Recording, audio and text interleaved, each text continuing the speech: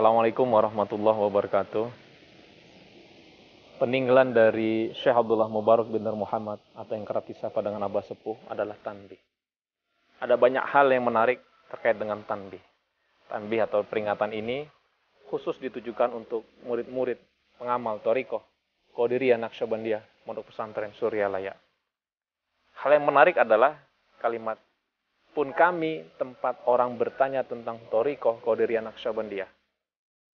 Ini menandakan murid-murid TKN Suryalaya harus memposisikan diri sebagai seorang pengamal dan bukan hanya mengamalkan, namun juga mempunyai keilmuan dan wawasan tentang Thariqah Qadiriyah Naqsyabandiyah itu sendiri.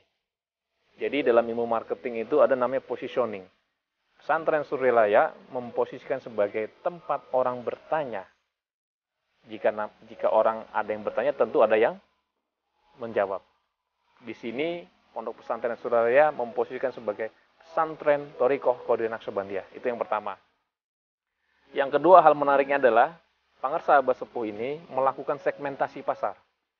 Kita bisa melihat dengan keterangan seperti pertama kepada yang lebih tua, kepada yang sederajat, ketiga kepada yang sama, yang lebih rendah dibanding kita, dan keempat kepada fakir miskin.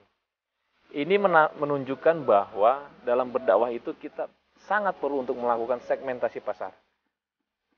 Pasar mana yang akan kita tuju, tentu melalui pendekatan berbeda. Untuk yang lebih tua, tentu dengan tutur kata yang lebih halus. Untuk yang sederajat, tentu dengan saling menyayangi. Untuk yang lebih rendah, kita tidak boleh mencaci maki. Jadi, yang pertama, kita belajar dari tanbih ini tentang positioning. Yang kedua, kita belajar tentang segmentasi. Yang ketiga, hal yang menarik, di segmentasi itu ada 4 diklasifikasikan. Yang pertama untuk yang lebih tua, yang kedua untuk yang sederajat, yang ketiga untuk yang di bawah kita, dan yang keempat adalah fakir miskin, orang-orang yang berkekurangan secara ekonomi. Padahal orang-orang yang berkekurangan secara ekonomi itu bisa juga diklasifikasikan kepada orang yang ada di bawah kita. Namun mengapa ini dimunculkan sebagai segmentasi juga di nomor 4? Ini menandakan bahwa faktor ekonomi ini, fakir miskin itu kan terkait dengan ekonomi. Faktor ekonomi ini menjadi sangat penting bahwasanya seorang mubalik, seorang pengamal thariqah ini tidak terlepas dari bagaimana meningkatkan bukan hanya aspek spiritual, namun juga bagaimana meningkatkan aspek ekonomi. Disinilah pentingnya entrepreneurship.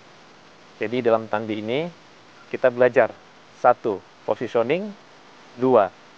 Segmentasi, dan 3 adalah entrepreneurship. Sekian, nanti akan kita sambung dengan kajian yang akan datang. Assalamualaikum warahmatullahi wabarakatuh.